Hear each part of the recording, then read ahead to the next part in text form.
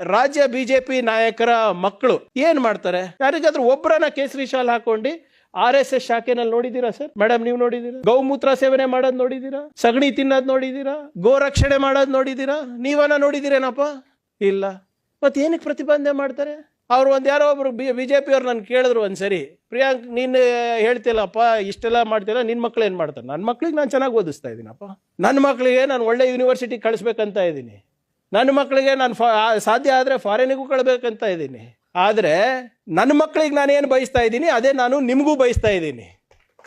ನೀವು ಫಾರಿನಿಗೆ ಹೋಗ್ಬೇಕು, ನೀವು ಸರ್ಕಾರಿ ನೌಕರಿ ಸಿಗಬೇಕು, ನೀವು IAS ಆಗಬೇಕು, IPS ಆಗಬೇಕು, ಫಾರಿನ್ ಸರ್ವಿಸಲ್ಲಿ ನೀವು ಕೂಡ ಪಾಲ್ಗೊಳ್ಬೇಕು.